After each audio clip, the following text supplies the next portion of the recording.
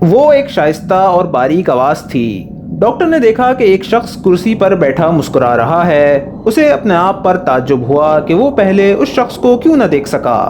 اس کی عمر 50 برس کے لگ بھگ تھی اور وہ نہایت عمدہ تراش کا نفیس سوٹ پہنے ہوئے تھا۔ اس کی آنکھوں پر سنہری فریم کا قیمتی اور خوبصورت چشمہ تھا۔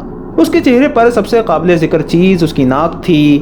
وہ بہت لمبی اور باہر کو ابھری ہوئی تھی۔ اس کے سامنے ایک فائل کھلی تھی۔ جی ہاں، میرا ہی نام فاسٹر ہے۔ معاف فرمائیے ڈاکٹر فاسٹر، میں آپ کے استقبال کے لیے اٹھ نہیں سکتا، اس نے مسکراتے ہوئے کہا۔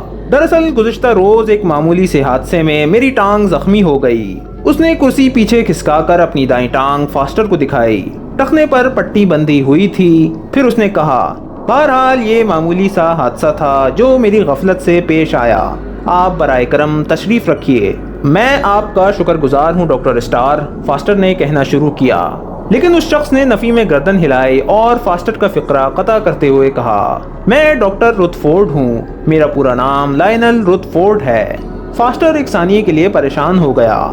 اس نے ہچکچاتے ہوئے کہا، مگر مجھے تو یہاں ڈاکٹر اسٹار سے ملاقات کے لیے طلب کیا گیا تھا۔ آپ صحیح فرماتے ہیں، ڈاکٹر فورڈ نے کہا، ڈاکٹر اسٹار اور میں یہاں ایک ہی منصب اور مساوی عہدہ رکھتے ہیں، اس لیے اگر آپ مجھ سے مل لیں تب بھی کوئی حرج نہیں۔ یہ کہہ کر اس نے سامنے رکھی ہوئی فائل اٹھائی اور ورق الٹتے ہوئے کہا، آپ کی آمد سے پیشتر میں آپ ہی کے کاغذات دیکھ رہا تھا۔ بلا شبہ آپ کا کیریئر اس شعبے میں قابل تعریف ہے اور آپ بعض جدید ترین دماغی امراض کے شفاخانوں میں سینئر ہاؤس مین کی حیثیت سے اپنے فرائض خوش اسلوبی سے سر انجام دیتے رہے ہیں۔ یہ تمام تعریفی اسناد اور سرٹیفکیٹ یہی ثابت کر رہے ہیں۔ ہمیں یقیناً آپ جیسے آدمی ہی کی ضرورت ہے۔ میں پھر شکر گزار ہوں، ڈاکٹر فاسٹر نے سنجیدگی سے جواب دیا۔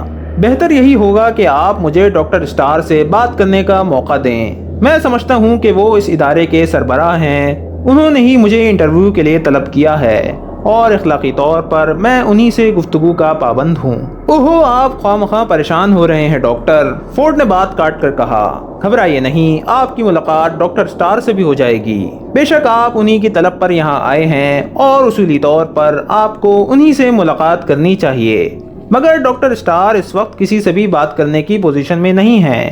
یہاں میں اور ڈاکٹر اسٹار ایک ہی پوزیشن کے مالک ہیں، اس لیے میں درخواست کروں گا کہ آپ فی الحال مجھ کو ہی گفتگو کا شرف بخشیں۔ اس سے پہلے کہ ڈاکٹر فاسٹر کچھ کہے، ڈاکٹر فورڈ نے کہنا شروع کیا، آپ نے یہاں آتے ہوئے اس عمارت کی کھڑکیوں پر آئینی سلاخیں تو لگی دیکھی ہوں گی۔ یہ بتانے کی ضرورت نہیں کہ ہمارے پاس اس وقت دنیا کے انتہائی خطرناک اور ناقابل علاج مریض ہیں اور قریباً ہر مریض نے قتل کی بھیانک اور لرزہ خیز وارداتیں کی ہیں۔ یہ بد نصیب افراد مختلف پاگل خانوں سے رہنے کے بعد ادھر بھیجے گئے ہیں اور انہی کی دیکھ بھال کے لیے ہمیں آپ جیسے قابل اور تجربے کار نوجوان ڈاکٹر کی ضرورت ہے۔ علاج کے جس قدر طریقے رائج ہیں وہ ان مریضوں پر اچھی طرح آزمائے جا چکے ہیں، مگر ہمیں کوئی کامیابی نہیں ہوئی۔ آپ یہ جان کر حیران ہوں گے کہ سبھی مریض بظاہر اپنے ہوش و حواس میں دکھائی دیتے ہیں اور ان کی بات چیت سے آپ قطعاً یہ اندازہ نہیں کر پائیں گے کہ یہ شدید ترین ذہنی مریض ہیں، مگر حقیقت یہ ہے کہ ان کا مرض اپنے عروج تک پہنچ چکا ہے اور ہماری دانست میں یہ لا علاج ہیں۔ انہیں زندگی کے بقیہ دن بہرحال انہی آہینی سلاخوں کے پیچھے گزارنے ہوں گے۔ مجھے جان کر افسوس ہوا، فاسٹر نے کہا، لیکن سوال یہ ہے کہ آپ لوگ ان مریضوں کے درمیان زیادہ عرصے تک محفوظ کیسے رہ سکتے ہیں؟ آپ فرماتے ہیں کہ تقریباً ہر مریض نے قتل کی ایک آدھ واردات کی ہے۔ کیا اس کا خدشہ نہیں کہ کسی بھی لمحے کوئی مریض اس ادارے کے کسی ڈاکٹر، نرس یا عملے کے فرد پر حملہ کرے اور اسے جان سے مار ڈالے؟ اپنے بچاؤ کا آپ نے کیا انتظام کر رکھا ہے؟ میں جانتا تھا کہ آپ یہ سوال ضرور کریں گے، ڈاکٹر فورڈ نے کہا۔ آپ یہ بکس دیکھ رہے ہیں جو میری میز کے دائیں کنارے پر رکھا ہے۔ اس بکس میں جدید ترین الیکٹرانک کنٹرول سسٹم بند ہے۔ اوپر کی منزل میں پاگل رہتے ہیں اور ہمارے اور ان کے درمیان ایک بے حد مضبوط آہینی دروازہ حائل ہے جو اس الیکٹرانک کنٹرول سسٹم کے ذریعے کھلتا اور بند ہوتا ہے۔ اس کے بغیر دنیا کی کوئی طاقت اسے کھول اور بند نہیں کر سکتی۔ جب تک میں ایک خاص بٹن نہیں دباؤں گا، نیچے سے یا اوپر سے کوئی شخص یہ دروازہ نہیں کھول سکتا۔ اور اس کے علاوہ ہم نے پاگلوں کو الگ الگ کمروں میں بند کر دیا ہے۔ ان کمروں کے دروازے اس الیکٹرانک کنٹرول سسٹم سے ہی کھلتے ہیں اور اس کی نگرانی اوپر ہی رہنے والا شخص کرتا ہے۔ اس کی اجازت کے بغیر یہ دروازے نہ تو کھل سکتے ہیں اور نہ کوئی فرد اندر یا باہر جا سکتا ہے۔ بہت خوب، ان مریضوں کے ساتھ شب و روز گزارنا بے حد دلچسپ مشغلہ ہوگا، فاسٹر نے کہا۔ آپ کی طرح کہ ڈاکٹر اسٹار کی بھی ان کے بارے میں یہی رائے ہے کہ یہ سب کے سب مریض انتہائی خطرناک اور ناقابل علاج ہیں۔ ڈاکٹر فورڈ کے لبوں پر ایک پراسرار مسکراہٹ پھیل گئی۔ اس نے آہستہ سے کہا، ڈاکٹر اسٹار بھی اس وقت اوپر ہیں۔ فاسٹر حیرت سے فورڈ کا چہرہ تکنے لگا۔ اسے اپنے سوال اور فورڈ کے جواب میں کوئی مطابقت نظر نہ آئی۔ آپ کا مطلب ہے کہ ڈاکٹر اسٹار اس وقت اوپر کی منزل میں کسی مریض کو دیکھ رہے ہیں؟ فاسٹر نے کہا۔ جی نہیں، میرا مطلب ہے کہ ڈاکٹر اسٹار اس وقت خود ذہنی مریض ہیں، فورڈ نے اطمینان سے جواب دیا اور مسکرانے لگا۔ دہشت کی نئی لہر ڈاکٹر جان فاسٹر کی ریڑھ کی ہڈی میں دوڑ گئی۔ اس کی تمام جسمانی حسیات سمٹ کر آنکھوں میں آ چکی تھیں۔ 1 منٹ تک وہ پلک جھپکائے بغیر ڈاکٹر فورڈ کی صورت تکتا رہا۔ اسے ان الفاظ پر یقین ہی نہ آ رہا تھا جو ابھی ابھی ڈاکٹر فورڈ کی زبان سے ڈاکٹر اسٹار کے بارے میں ادا ہوئے تھے۔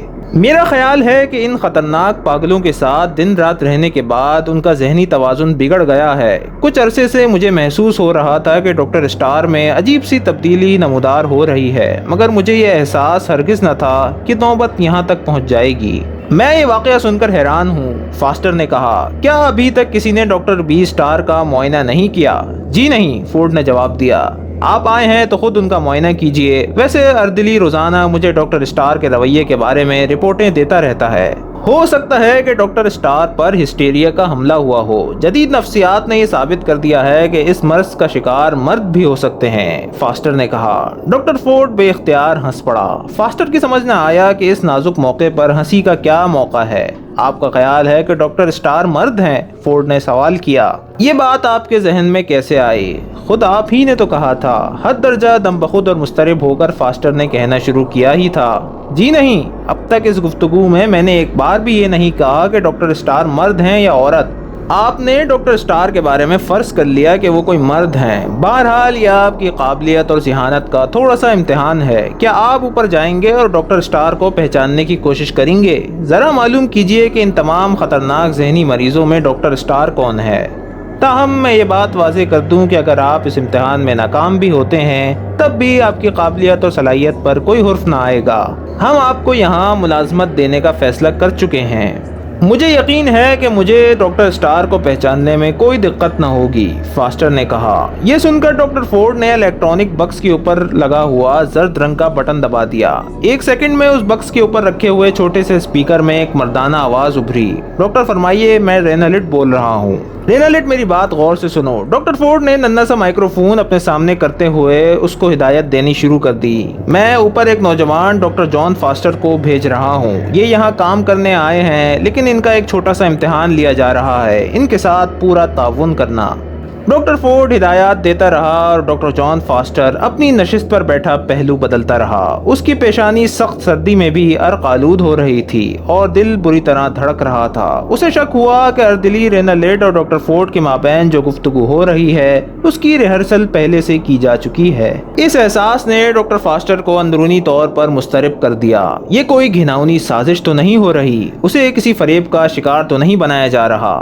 آنے واحد میں سینکڑوں سوال اس کے ذہنی افق پر ابھرے اور معدوم ہو گئے۔ ہو سکتا ہے کہ یہ سب کچھ اس کا وہم ہو۔ آخر ان لوگوں کو اس سے کیا دشمنی ہوگی؟ آپ اوپر جا سکتے ہیں ڈاکٹر فاسٹر۔ اس کے کان میں ڈاکٹر فورڈ کی آواز جیسے کوسوں میل دور سے آ رہی تھی۔ میں نے رینالڈ کو آپ کے سامنے سب کچھ سمجھا ہی دیا ہے۔ امید ہے کہ وہ ان ہدایات پر اچھی طرح عمل کرے گا۔ ویسے بھی اس کی موجودگی میں کوئی خطرہ نہیں۔ میں آپ کی کامیابی کا متمنی ہوں۔ خدا کرے کہ آپ اتنے وحشی اور خطرناک مریضوں میں ڈاکٹر اسٹار کو پہچان سکیں۔ ڈاکٹر رتھفورڈ کے آفس کا دروازہ بند کرنے کے بعد ڈاکٹر جان فاسٹر چپ چاپ باہر آ گیا۔ اس کے سامنے اوپر کی منزل کو جانے والی سیڑھیاں تھیں اور ان سیڑھیوں کے بائیں جانب ایک چھوٹا سا برآمدہ اور اس کے بعد ایک آہنی دروازہ تھا جس کا کنٹرول الیکٹرانک بکس میں رکھا تھا۔ ڈاکٹر اسٹار کے بارے میں فورڈ نے جو کچھ بھی کہا تھا اس میں مبالغہ بھی ہو سکتا تھا۔ آخر اس بات کی کیا ضمانت ہے کہ جو کہانی ڈاکٹر فورڈ نے سنائی ہے وہ حرف بحرف درست ہے؟ ڈاکٹر فاسٹر نے سوچا کہ کیوں نہ اوپر جانے سے پہلے نرس سے کچھ باتیں معلوم کی جائیں، لیکن نرس وہاں کہیں بھی موجود نہیں تھی۔ اسے تعجب ہوا کہ اتنی بڑی عمارت میں کوئی فرد و بشر موجود ہی نہیں ہے اور اس کی تلاش میں ناکام ہو होकर वो सीढ़ियों की तरफ आया।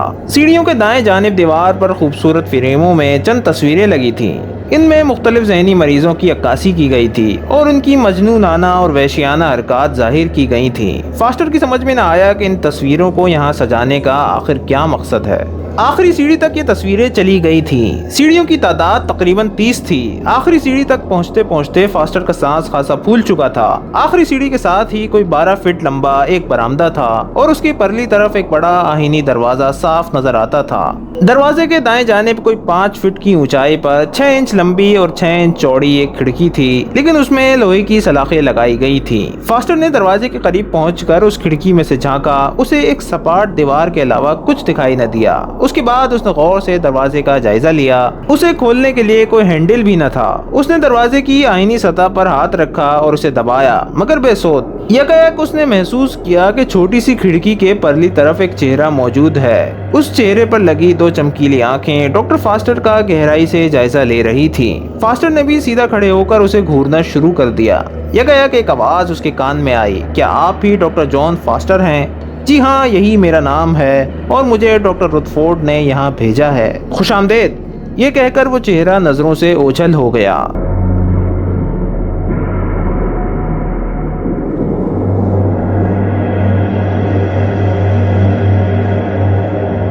वीडियो को लाइक करें, सब्सक्राइब करें और बेल आइकन पर क्लिक करें और हमें कमेंट सेक्शन में बताइए कि आपको हमारी वीडियोस कैसी लग रही हैं।